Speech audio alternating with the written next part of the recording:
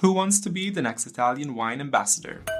Join an exclusive network of 400 Italian wine ambassadors across 48 countries. Vinitaly International Academy is coming to Chicago on October 19th to 21st, and to Almaty, Kazakhstan from November 16th to 18th.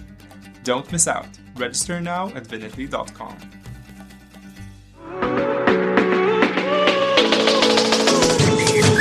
Benvenuti! Welcome to the next generation with me, your host, Giulia Stocchetti. Join me as I take you on a journey to discover young stars of the Italian food and wine world. Pronti? Andiamo! Hello, hi everyone, and welcome back to a new episode on the next generation of the Italian Wine Podcast. Today, I'm super excited for the guest because I'm here with Karla. She is actually an account supervisor at Mama Jumbo Shrimp, and she's a brilliant and dynamic young woman that I'm happy to work with because, yes, we are the same team. We are Stevie team, right, Karla? Yes, of course. So today we are going to talk about wine communication and inclusivity. So I can't wait to get to know her better because I've been knowing her for a couple months now, and I'm pretty sure she's a blessing in a glass. I'm so excited and flattered by this presentation. This makes me feel so special. So let me say ciao, Karla. Ciao, my friend. Ciao, Giulia. Thank you so much for having me, by the way. I'm very excited to have a talk with you. Well, how are you today? How are you feeling? I'm feeling great. You know, a lot of things are happening right now in the office, but we are full of energy. We're excited with what's coming up after the vacation. We have a lot going on, as you know, with Italy, with Mama Jumbo Shrimp. So pretty excited for and very much looking forward for what's coming up next. Yeah, so we are in the same shoes. I totally understand. And I'm so thankful that you find some time for us for the Italian Wine Podcast because I don't know if I can spoil something, but I know you will be part of the next generation team soon by interviewing some people like for inclusivity and stuff. So yes, this is actually a dream of mine because after living in New York City, I know this is a little spoiler, but after living in New York City, I really understood how difficult it is to a lot of people to approach wine because they kind of feel like it's such an elitarian industry. Right. And I don't want to say that my goal is now to make wine more approachable because that's a very hard project. I know like wine is very complicated. I'm not such an expert. But I would really like to welcome more people to not be scared of this industry, not be scared about the wine people, not be scared about like trying wines they've never heard about. So I really want everybody to feel welcome. And this is what I aim to do with my podcast in a way. That's fantastic. I really can't wait to listen to your pods, Karla. So yeah, so go for it. Now, can you just start by telling us a bit about your background and where you're from? Yes, I was born in the Dominican Republic. My mom is Dominican, my dad is Italian, so I'm mixed. I spent my first years in DR, and then my parents decided to move to Italy because of better opportunities for me, also in order of education and job opportunities to travel the world and everything. And I'm very much grateful for that because if I'm here today, it's because of the sacrifices also they did at the time. So I was raised here in Italy. I attended university. And my fun fact is that while studying here in Verona, because I was raised in Bassano del Grappa, but I moved to Verona to attend university. And while studying, I started an internship here at Vinitaly International with Stevie. No way. It was so crazy because I was not, I'm sorry to say this, but I was not like a huge wine person, right? But I was like, yeah, why not? Why not start? This is such an international environment. I love this. And I don't know what Stevie saw in me, but I'm very much grateful she gave me a chance. Because after I started supporting project managers with 5-star wines, the Vinitaly wine selection. So I really started working straight away with masters of wine, masters of some, like people that were so knowledgeable about wine. Like they're the maximum experts and I didn't even know. Like I was like, wow, these people are amazing. And the thing that really struck me at the time was that I slowly learned that they're like the best in the world in terms of knowledge and expertise, but they were so humble and driven because of their passion. And I was like, wow, I really want to be like them, you know? And so this is how I started like getting into wine. I started taking some WSET courses. And then I moved away from Verona. I started working with spirits, and I had a little experience with a trade agency in Singapore. And the thing that struck me in a negative way, if I may say, is that I saw many beautiful people, don't get me wrong, but most of them were like from Italy or from, I don't want to say privileged countries in the world, but it was very hard for me to find BIPOC people. And I started questioning, like, wow, like, what is happening? Like, how does it come that only a certain profile, like people with certain backgrounds, have access to this type of information, to this type of industry, to this type of knowledge, you know? And after working with spirits, I had the opportunity to join Colangelo Partners in New York City, which was an amazing experience. As many know, Colangelo Partners is one of the most prestigious and most important and praised PR agencies specialized in wine. Here I had the chance to work with some of the most important wine names, wine journalists, wine producers. And in Colangelo Partners, I had actually had a moment of revelation in a way, because I really understood while working in New York City the difficulty of translating wine, and Italian wine in particular, to an international and intergenerational audience. Because in New York City, as most of you know, like, you have the possibility to know and get to know somebody from every side of the world. Like, there's people from Asia, people from Latin America, people from Europe, people from everywhere. And it's been so challenging sometimes to explain, like, oh, this wine goes really well with this, or like, what is the difference between champagne and prosecco? I'm gonna give you a really, really fun fact. This is a private moment of my life, but I'm gonna put it out there. So I went on a date with a guy, right? He was super cool, super fun. In New York City, this happened. He was actually from China originally, and he wanted to, you know, seduce me and everything, whatever. And he said, I have a bottle of champagne in the fridge. And I was like, oh, okay, cool. Like, let's have some champagne. And when he opened the fridge and I saw the bottle of Prosecco, I was like, this is not champagne. Like, nothing against Prosecco, but I was like, how don't you know the difference between champagne and Prosecco? Like, for a lot of people, just a sparkling wine, it's champagne, you know, or any sparkling wine is Prosecco. They don't really understand the difference between Charmat and Champenoise. So that was one of those cathartic moments when I realized, wow, like, people really don't know or don't understand, or never had the possibility to understand this, right? And also, I was talking to my cousin. She is Dominican, and she's a Gen Z, like a full Gen Z, using words like sus, med, brick, whatever, like all the slang of the Gen Z. And she's from New York. And I remember that she was so fascinated. I remember one day I brought her a Grillo from Sicily, and she was like, I really thank you, Karla, for bringing this bottle to me, because I would have never tried it if you didn't bring it to me, because the bottle looks old. And I don't know what Grillo is, what Sicilia Dock means, and I don't know where Sicily is. She was like, I just go with the label, and the label in this one is ugly. So she was like, I really wish I had the opportunity to, you know, fully understand that. And I was like, oh, this is another problem we have. So I had a lot of different experiences that gave me inputs to recognize some challenges that people that are not from the wine industry have when approaching wine.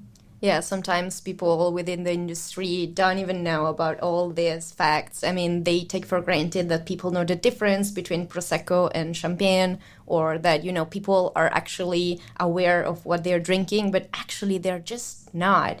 I mean, we don't have to take it for granted, because wine is culture, wine is sharing, and wine has a lot of history, and every single bottle of wine is unique, and it's a universe itself. So it's important to have people like you working in the communication field that are trying to let other people know all these things, and let the people have a glass of wine with more awareness and knowing how much valuable actually it is. Because unfortunately or fortunately, wine today is still a commodity. It's not for everyone, of course, in terms of maybe the cost, but also like if you don't give value to what you're having, you're not even enjoy it. So they better opt for something else, and it's normal. But I mean, for sure, all these international experiences you had just drove you to where you are right now. And I mean, I guess they had a kind of huge influence on you, right? So like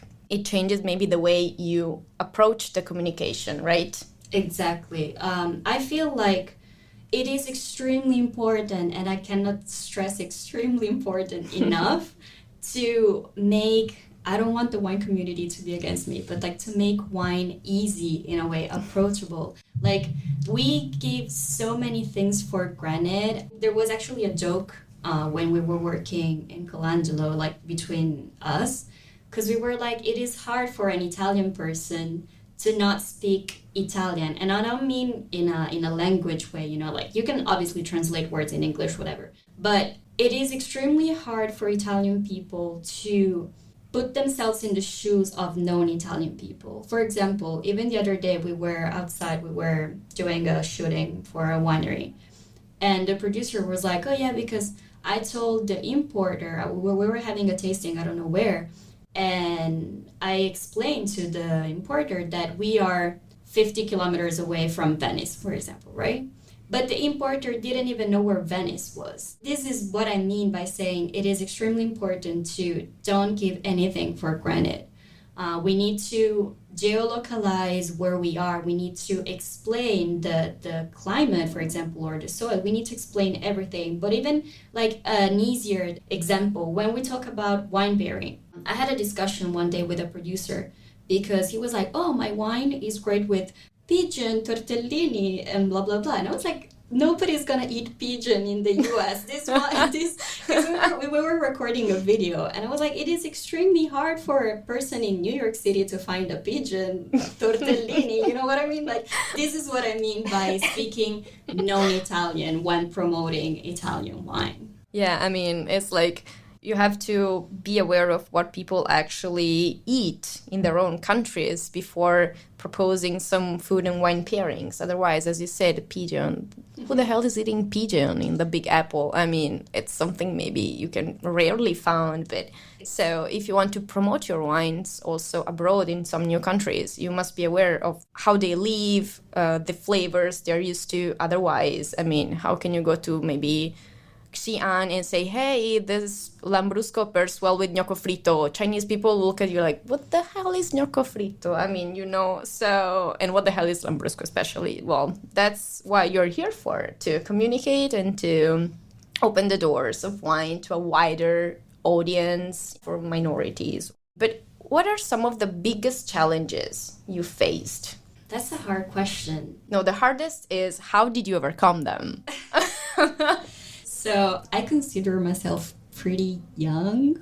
I'm less than 30 years old. Okay, Karla is young. Karla is young. I have her ID right here, and she is a baby, so she's super young. And my thing is that the wine industry, I would consider it mostly a manly industry. I am very much aware there's a lot of women doing a great job. But I am also very much sure that these women had to fight double in order to be where they are. I'm not sure I have faced the super hard challenge yet, but I'm very much aware that I had the opportunity to enter this industry because I had Stevie Kim that gave me the first opportunity. Stevie Kim is an Asian person. She's a woman. And she has the balls to fight against the entire Italian wine industry. Only because she gave me the opportunity and she trusted me and she believed in me, I kind of managed to get into the wine industry.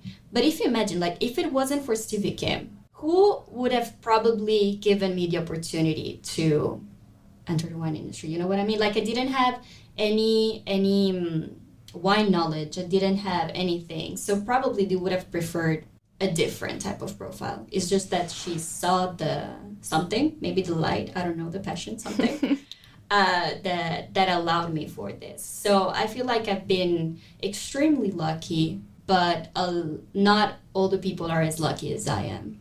Or maybe their ears are not as open as yours, because sometimes it's just a matter of being in the right place in the right moment and just get the chance that life is always ready to give us. Exactly. So, I mean, every one of us has that person who just opened up the world and believed in ourselves when we maybe didn't even do that. But, and that's thanks to those opportunities that we can go on and make a good job. Yeah, also because by this, I'm not saying that I didn't face any racism or anything. I did, unfortunately, and I don't want to give too much weight. I don't want to give too much importance on that one. So that's what on this side of the history. But I would like people to be more aware that there are still some difficulties on this topic. So the next question just comes up naturally after this. What initiatives or changes would you like to see to promote more diversity and inclusivity in the wine sector? Okay, so I think, as I've been saying basically for the entire interview, I just think that we don't need to put pressure into inclusivity. We don't need to be I need more BIPOC people, I need more LGBTQ people in my company. No, it doesn't. Inclusivity doesn't work like that. I feel like inclusivity will come naturally as soon as we are capable of communicating and making wine more approachable to everybody, because this is an amazing world. This is a beautiful industry. There's nature in the vineyard, there's the communication side, there's the marketing, there's the production, there's chemistry, there's everything. It's magical. It's a whole ecosystem. It's a whole world. Literally. So I feel like people that are passionate about chemistry, people that are passionate about nature, people that are passionate about geography even, this is an industry that could literally welcome anybody. We just need to make everybody aware of this. There's space and there's an interest for everyone, you know what I mean? So once we are able to make people understand this side of wine, inclusivity will come naturally.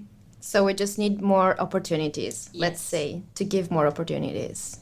Yes. Nice, that's amazing. Well, because we're in the next generation, I have to ask you something about young people like you, Karla. How do you see the role of young generations evolving in the wine industry? So my hot take is that we are living a pivotal moment right now in the wine industry. As everybody's aware, there's the climate change issue, there's the low to no alcohol wines. There's a lot of changes going on. And these changes need to be communicated again. And unfortunately, I would use the term unfortunately. I feel like communication and companies in general are not keeping up with the new needs that new generations have. So I would definitely hope to see more younger wine professionals taking the chance and taking the opportunity again to fully explore the potential of thinking outside the box, thinking what new generations want, and just have fun. You know what I mean? Wine, for me, I feel like, yes, of course there's the serious and technical side of wine, you know what I mean? But I feel like younger generations really have the power to take their knowledge and not minimize the seriousness of wine. But I really see younger wine professionals having the courage to dare to think outside the box. In viticulture with autochthonous grape varieties, I'm seeing a lot of people that are focusing on cultivating, going back to the origins in a way. But here is an example, actually. They're going back to the past in a way, recovering all these ancient grape varieties, but they are reinventing it, right? Making it fun, making it colorful with all this super colorful labels. And I know this is a hot word, but natural wine. What did you just say? I know. But for example, those are colorful bottles that make you want to grab a bottle just to watch it and to take a chance to read the label. I feel like that's genius. And this reinventing process, reinventing an ancient grape variety, reinventing viticultural practice, reinventing sustainability and biodynamic, can be applied also to communication, to marketing, to events. There's a wine restaurant owner. It's not really a restaurant, it's an osteria, who, for example, is organizing. He just invites people who usually go to his osteria, like guests. He actually organizes a whole trip to wineries. So he invites people that usually wouldn't go to a winery and says, okay, you know what? If you really like this wine that I'm having in my wine list, we're going to go all together to visit the producer. You see, like, this is such a small idea, but I find it so brilliant because it's reinventing something that has been here for it's like rediscovering. Yeah, and wines creates also connection. So connect people. I totally agree. So this is what I'm saying by daring and reinventing and thinking outside the box. So let's say, like, looking ahead, what are your goals and aspirations, Karla? Within the wine industry or without? I really feel like the wine industry is the right path to follow for me. I really love this industry. I'm very passionate about it. Maybe I'm not always super technical, even though I would love to do the diploma WSET next time. Go for it. Soon. It's worth it. Yes. But I definitely would love to create, like, my mission is to create more inclusivity. Like, seeing the lack of information that some people have. I would just want to make wine more approachable. Because another example of mine, I was having a party with my Dominican friends in New York City. And I remember I brought a bottle of Chianti.